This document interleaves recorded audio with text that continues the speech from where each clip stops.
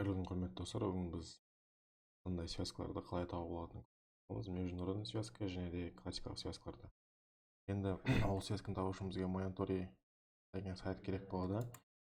Ол жерден біз бірінші алатын затымызды қоямыз, яғни доллар. Долларды біз Қазақстаннан аламыз, яғни Қазақстанды таңдаймыз. Қазақстан ішінен USD таңдаймыз. Енді получаете біз қазір Индияның рыногына кірейін деп жатыр. Сондықтан Индияда бар банктермен платформаны таңдаймыз. Бізде бар платформа, ол жерде бізде Revolut платформасы бар. USD және де бізде банктер бар, олардың UP деген. Скайп приложениені басамыз, ол кезде бізде қандай доход болатынын және де қай платформада бар екен. Bybit платформасында $1 Revolutқа $1.3 сатуға болады екен. Тексеріп көрейік. Лимит $500 $8,000 дейін екен. Көреміз, яғни шынымен де бар екен. $500 $50,000 дейін. Екіншісі де бар екен, 500, 300. Қалғандар 1.5 екен. Енді есептеп көрейік. Мысалы біз 500-ді бөлемін 400 болса, қасанда оны көбейтемін 30.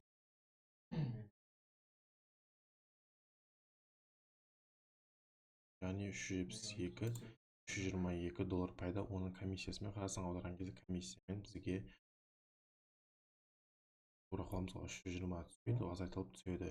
Егер де мысалы бұл кісілер біз сатып алмайтын болсақ, 1.5-пен көретін бүкіл анализ жасау керек болады. Ең басында связьқа кірмес үшін толықты анализ жасау. Бізге бөлем $1063 болады менде.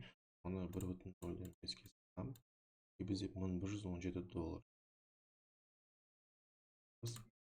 Яғни $57 пайда екен. Егер де біз 1.30-ға сатамай алатын болсақ, енді біз покупканы ішінен көреміз. Revolut сатылымда 1.2-ден тұр екен, иә. Енді басқа да нелерді көреміз. 100 рупия сатылар екен Binance платформасында. 199 рупия.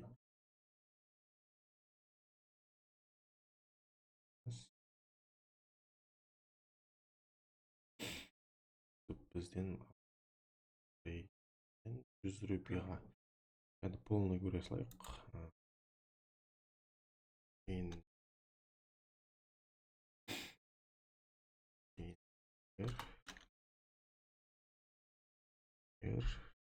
Купи, прочитал, купи, 90 UP'дан алып отыр екен. Яғни біз 500-ні бөлетін бөлемін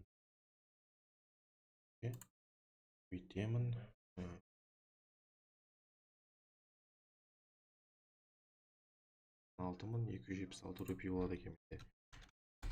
Енді ол конвертацияны сол жақтағы обменниктермен жасаймыз. Біз примерно қанша шығатынын осы обменник арқылы білсек.